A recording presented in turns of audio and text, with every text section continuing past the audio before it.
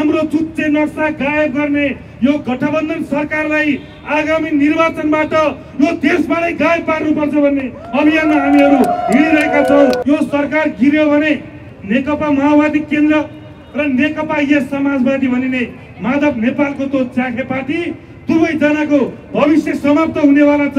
हिजो प्रतिपक्षमा रहँदा मुकुन्द घिमिरेको भन्दा तल्लो स्तरमा झरेर बोल्ने र अभिव्यक्ति दिने गगन थापा र विश्व प्रकाशहरू पनि ठुलो भित्र बसेर लुकिरहेका छन्। केही दिन अगाडि नेकपा यस चाखे पार्टीका अध्यक्ष माधव कुमार नेपालले अहिले मन्त्रीहरूलाई भेला डाक्नु हो। यो देशको पर्यटन र संस्कृति मन्त्रीबाट कस्तो संस्कृति सिक्ने हो भन्ने कुरा आज हामीले फेसबुकबाट सिकिरहेका छौँ। यो देशको नालायक मन्त्रीहरूको अवस्था यो छ, हरकत यो छ। संसारमा कुनै देशमा नभएको अदालतले प्रधानमन्त्री तोक्ने र प्रतिनिधि सभा पुनर्स्थापन गर्ने निर्णय जुन बेलामा यो अदालतले गर्यो त्यति बेला नै यो अहिलेको प्रधान न्यायाधीश विरुद्ध महाअभियोग लाउनु पर्ने थियो। स्थानीय चुनाव रोकेर यो 5 दलको गठबन्धनको नामको संयन्त्र बनाएर स्थानीय तहहरू रिक्त गराएर यो देशमा अर्को एउटा लुटतन्त्र र एउटा लुटपाटको श्रृङ्खला अगाडि बढाउने यिनीहरूको जुन राष्ट्रघाती कदम छ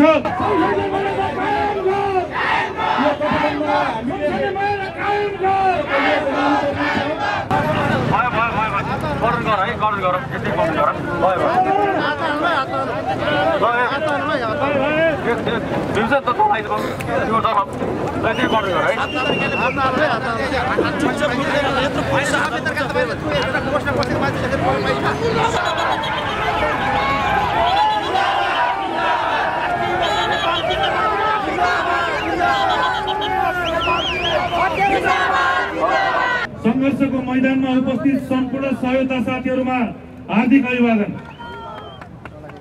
आज राष्ट्रिय युवा संघ नेपालले अहिलेको संसदभित्र देखिएको र विशेष गरी संसदको सभामुखको मर्यादाको उल्लङ्घन गर्दै दुनियाँ हँसाइरहेका एकजना कुपात्रको बारेमा भन्नुपर्दा अर्जुन लामाको हत्यारा जो अनेक प्रपञ्च रचेर त्यो हत्याको आरोपबाट उन्मुक्ति पाउनको निम्ति अनेक किसिमको षड्यन्त्रहरू गर्दै यो देश र जनताको भविष्यमाथि नै बन्धक राख्ने प्रयास गर्दै अघि बढिरहेको सत्ता गठबन्धनको कठपुतली बनिरहेका अग्नि सापकोटाको विरुद्ध आज यहाँहरूले एउटा सडक नमुना संसदको माध्यमबाट व्यङ्ग्यात्मक प्रस्तुति सम्पन्न गर्नुभयो। यसको निम्ति यहाँहरूलाई हार्दिक धन्यवाद व्यक्त गर्न चाहन्छु। उपस्थित सम्पूर्ण कमरेडहरू, हामीले हाम्रो जीवनकालमा यो देशको नक्सा 3 पटक परिवर्तन भएको इतिहास पढेका छौँ। एक पटक पृथ्वीनारायण शाहको पालामा यो देशको नक्सा यो देशको हितमा बदलिएको थियो, परिवर्तन भएको थियो।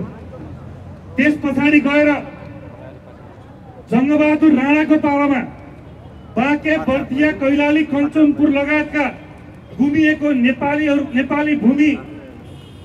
नेपाली भूभाग फिर्ता गराउने अर्को पहल कदमी भयो। त्यस पछाडि आएर यो देशमा धेरै राजा महाराजाहरू आए, धेरै शासकहरू आए, मन्त्री प्रधानमन्त्रीहरू आए, तर सदियौंदेखि हाम्रो कालापानी, लिपुलेक र लिम्पियाधुरा जस्ता भूमिहरू हाम्रो नक्साबाट गायब थिए, हाम्रो भूमिबाट गायब थिए। धेरै राजा महाराजाहरू आउँदा पनि त्यो हाम्रो गुमिएको भूभागको विरुद्ध एक शब्द कसैले बोल्ने हिम्मत गरेन, एक शब्द त्यसको बारेमा प्रतिक्रिया दिने समेत आँट गरेनन्। तर इतिहासले एउटा त्यस्तो युग पुरुष जन्मायो।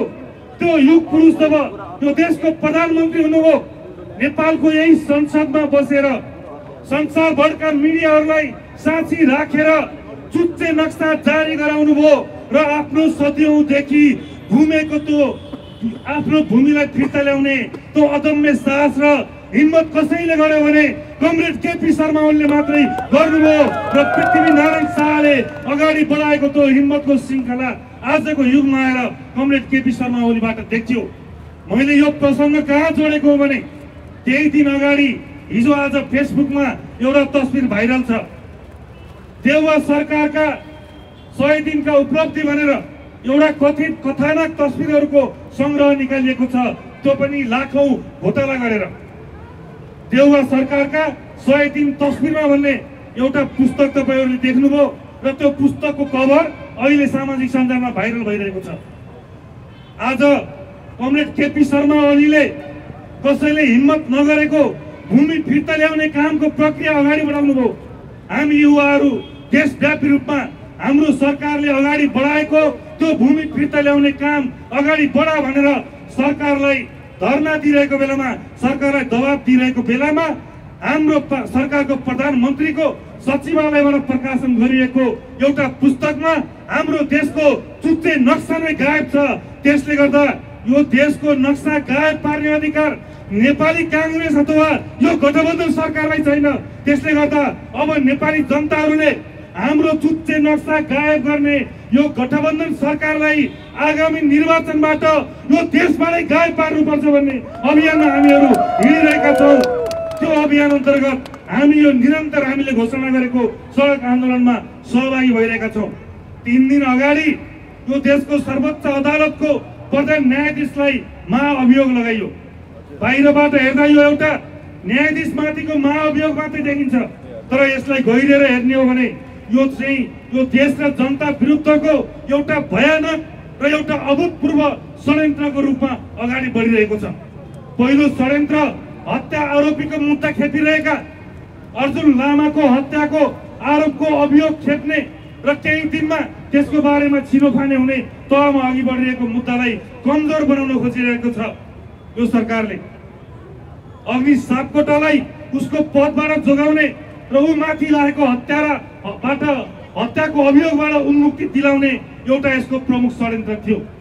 त्यस पछाडिको अर्को षड्यन्त्र अब त्यही दिनमा जुन दिन प्रधान न्यायाधीशमाथि अभियोग लगाइयो त्यही दिनमा फैसला हुनेवाला थियो। फैसला के हुन्थ्यो, कसको पक्षमा हुन्थ्यो त्यो फरक कुरा हो, तर फैसला आफ्नो विरुद्ध हुन्छ भन्ने लागे पछाडि 14 जना सांसदको पद जान्छ भन्ने लागे पछाडि माधव नेपाल र प्रचण्डले देउवालाई गुमराहमा पारे। हाम्रो 14 जनाको पद गयो भने यो सरकारको पनि आयु सकिन्छ भन्ने आतंक देउवालाई दिए पछाडि देउवाको मनमा पनि लाग्यो नेपाली कांग्रेस त यो देशमा अलिकति समय अझै जाला रहला, तर यदि यो गठबन्धन सरकार अहिले अपदस्थ भयो भने, यो सरकार गिर्यो भने नेकपा माओवादी केन्द्र र नेकपा यस समाजवादी भनिने माधव नेपालको त्यो च्याखे पार्टी दुवैजनाको भविष्य समाप्त हुनेवाला छ। त्यो भविष्य समाप्त हुने देखे पछाडि यो सत्ता गठबन्धनलाई टिकाउनको निम्ति यो देशको विधि प्रक्रिया पद्धति प्रणालीको विरुद्ध धावा बोल्ने र नेपाललाई सधैँभर बन्धक यिनीहरूको स्वार्थको बन्धक बनाउने जुन यिनीहरूले षड्यन्त्रको सुरुवात गरे त्यसको विरुद्ध पनि आज हामी सडकमा छौँ। त्यो कनेक्सन कहाँ पुग्छ? सभामुखलाई जोगाउने प्रक्रियामा पुग्छ। त्यो कनेक्सन कहाँसम्म जोडिन्छ? एमसीसीलाई चोर बाटोबाट लिएर त्यहाँबाट अगाडि बढाउने अर्को कनेक्सन त्यसको त्यहाँ पनि भेटिन्छ।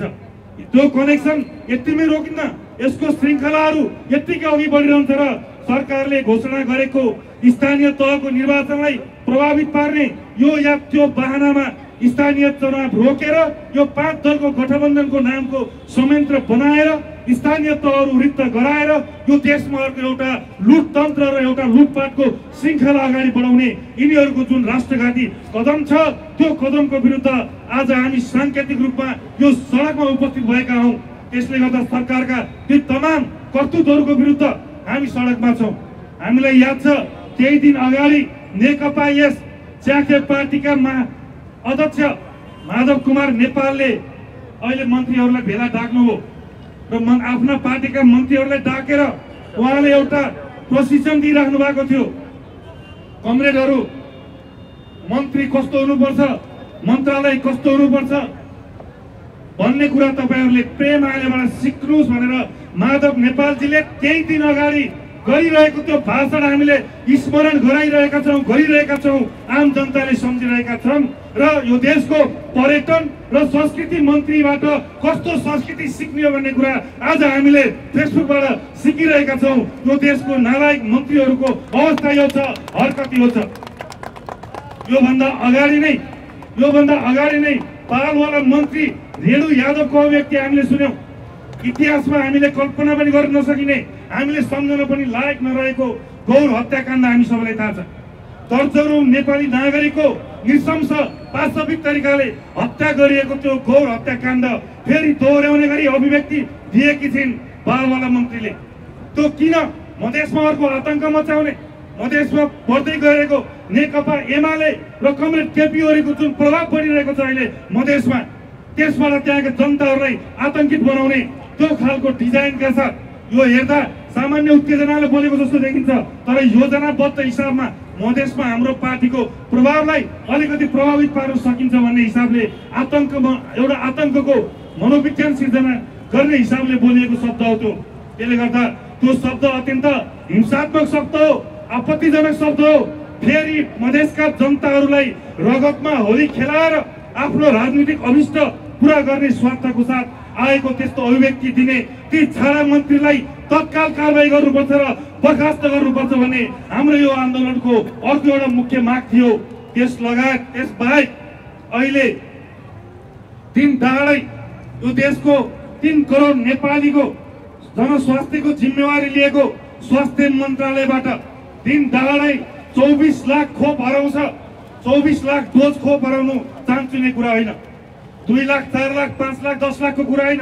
24 लाख खोप भनेको झन्डै 2 अरब 50 करोडको त्यो मूल्य राख्ने, त्यो परिणामको मूल्य राख्ने खोप हो। त्यसले गर्दा दिन दहाडै मन्त्रालय भित्रैबाट खोप चोरी भइरहन्छ।